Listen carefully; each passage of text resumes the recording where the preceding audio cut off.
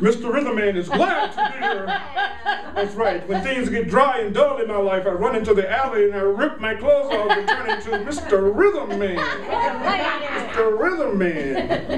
That's right. Oh, Lord have mercy. Yes, indeed. Lord have mercy. So, I know you may be worried, but what? It's gonna be all right. So realize that this is the whole world, the universe, the all of all, in whom embrace you literally exist. You exist in the embrace of everything, right? So feel the gentleness, feel the love. Feel the gentleness, feel the love. Feel the gentleness, feel the love. Feel the gentleness, feel the love. Drink in the safety and the rest. Drink in the safety. Drink in the safety. Notice nobody's attacking you. No bombs are being dropped. Nobody's judging you. Nobody's hurting you. You are safe in this moment. That's not a theory. That's a fact. You are sitting here safe in this moment. So you can never tell yourself again that you can't be safe, that you can't have moments of safety, that you can't have moments of peace. There was something in your consciousness, something in your mind that created this hour for you today. An hour that a strange black guy is telling you that you're loved. In rhythm. When you woke up this morning, you probably didn't think that. And with lots of rhythm, how else I'm going to do it? I'm a black guy. Right. You can't help yourself. I can't help myself.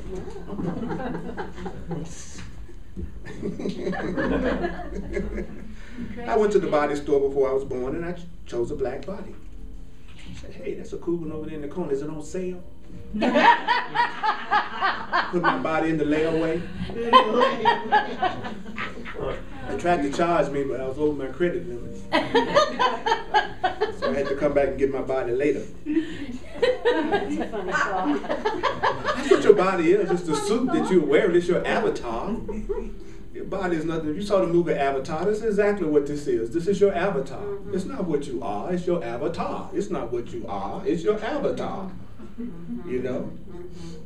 Sometimes people want you for your avatar. They do. Have you ever had somebody want your avatar really, really bad?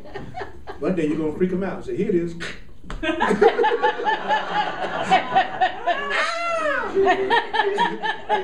But you know what your avatar is without you? They call it a dead body. That's funny, isn't it? You want the body till there's nothing in it. Then all of a sudden the body isn't that appealing. I've never been to a funeral yet that somebody climbed in the casket and started kissing all over the corpse. Because most people realize the body isn't the person that they loved. You know? Yeah. I just need to realize that now. Yeah. You know what I mean? Yeah.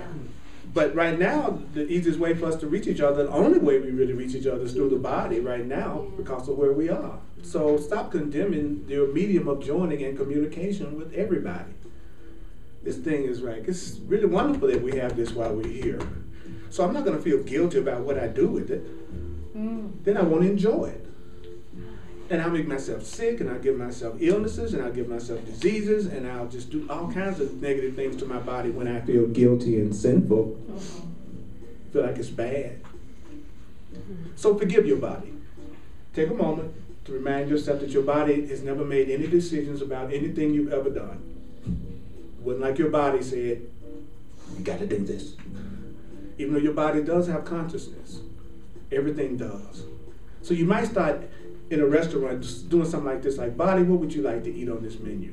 Appeal to your body consciousness. Body, what would you like to have today? Start treating your body like it's what it is. It's consciousness. It's alive.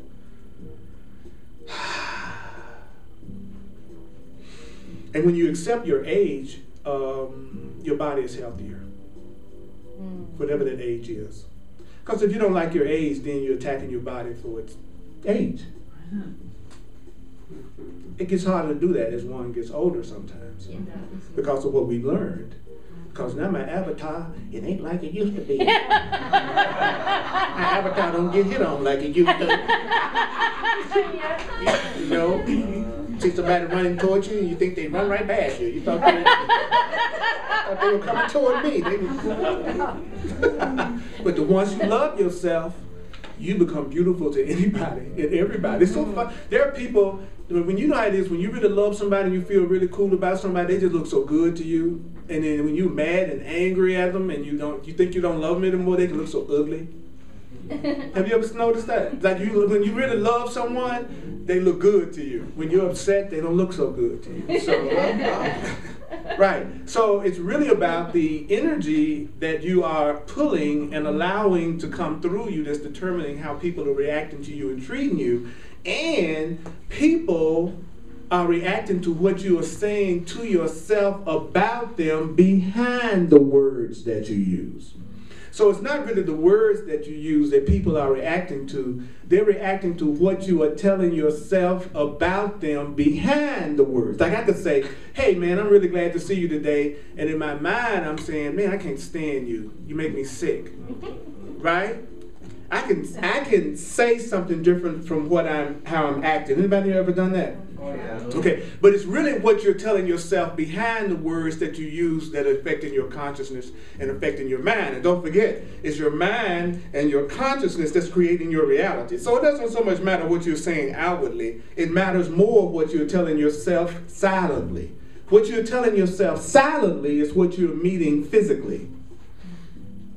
So I can tell you I love you all day long, but if in my mind I'm saying that I can't stand you, the idea that I can't stand you, that's the idea that's going to create the reality. So it doesn't matter what you're saying to people on the outer, you're going to experience what you're thinking about them on the inner. Does that kind of explain what's happening to you now? Why your boss don't get along with you? Or why your partner doesn't react the way you want them to, because maybe you're saying something to their face, but on the inside you're saying and feeling something totally different, and they're reacting to what you're really telling yourself, because we're all telepathic, we all are connected. Any questions? Any comments?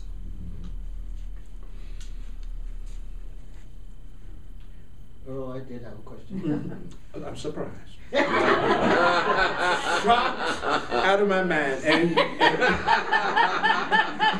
totally grateful. Yeah, I'm gonna tell you something. I'll sit in the room. Somebody says as much stuff as I just said. I sort of have a thought or two about it. So I'm glad you do, bro. What you were saying about that, like if I say that, I like you, and in my mind, yeah, I'm like, well, what if it's in the reverse? What if it's like, I'm like talking to you, and I see you as special, and like, If by special you mean you're seeing me in a very loving way. Well, you know how we had covered the previous chapter on specialness. Uh-huh. And so, how does that work then? If I'm seeing you as special, well, let's ask.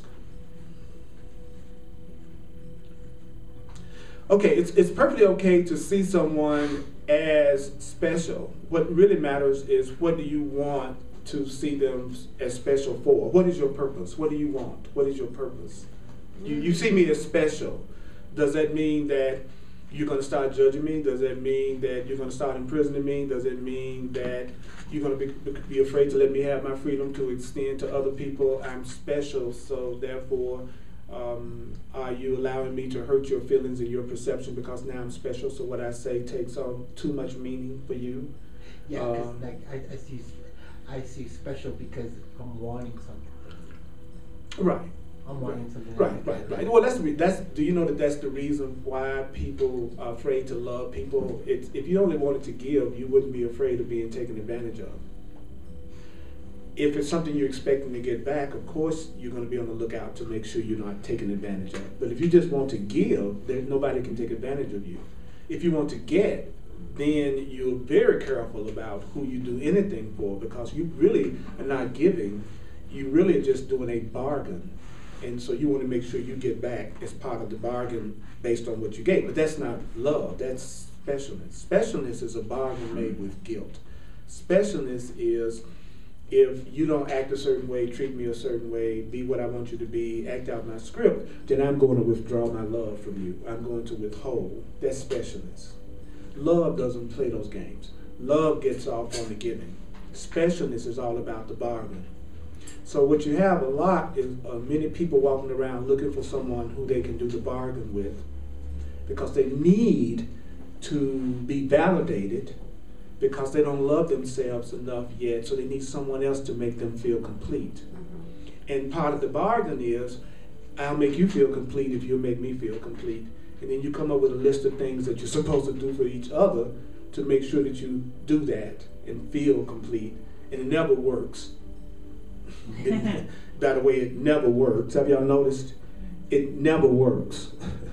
Because you're like a bottomless pit. And they're like a bottomless pit. I'm sure you've had those experiences I have where I've been in relationships with an insecure person, and no matter what I did, no matter how much I gave, no matter how much I told them I love them, no matter, it was like it was going into this black hole, and it never seemed to be enough. Because you can't give them what they're looking for because they can only find it within themselves. But what you can do is witness back to them that they are a beautiful person, but you can't make them feel that. So that's what most specialness is, Chris. It's looking for someone to validate me. It's looking for someone to make me feel really, really good and more exclusive and more important than anybody else in your life, and therefore I am. The problem with that, though, is that the minute you stop doing that, then I go into fear, and I go into unhappiness, and I go into insecurity. So really, you're the one with the power, not me, because you're determining how I feel by how you treat me. So I've really given my power up. Yeah. Okay? So when is a person ready for a real relationship? When they don't need it. Show me the person that's having a good time without one, and I'll show you the best person in the world to be in a relationship with. Show me the person that's miserable without one, and I'll show you the person that's the worst one in the world to get in a relationship with, unless both of you really are both willing to admit that you don't love yourselves enough yet, and you want to use each other to realize the truth of how much love you deserve. So it goes something like this. I really want to experience real love. I don't know how to do it yet. What about you? Yes. Is there something about me that makes you want to do it with me? Yes. Something about you makes me want to do that with you? Yes. So let's join together with the purpose of recognizing that we are loved. Knowing that we can't do it all the time yet. So we're going to learn forgiveness, which allows us to overlook some of our mistakes, or all of our mistakes, while we're in the process of recognizing that we are loved. So I would never enter a relationship with anybody and tell them I was going to love them all the time, and always be kind all the time, and always be sane all the time, and always. I wouldn't tell anybody that. I would never enter a relationship with anybody and tell them that crap. Y'all know that's not true. Look at somebody right now. I'm gonna love you forever. Nothing you do, I'm not gonna ever get upset with you. You can count on me always. Don't you doubt it? Don't you doubt it? When someone says that doesn't part of you, doubt it. Come on, don't be holy. You know that's the truth.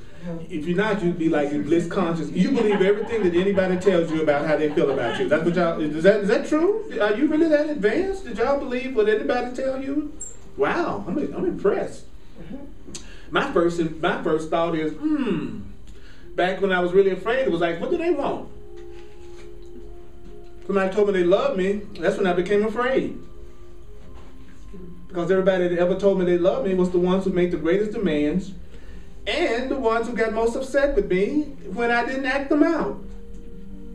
It's not the person that I'm friends with that I avoid in King Super. It was the one I told I love with all my heart that I'm running into him now after we've broken up. Isn't it interesting? The person that I told I love the most is the one that I avoid at the supermarket now. So sometimes it looks like the person that I've made the most special is the person that I least can connect with after something goes wrong.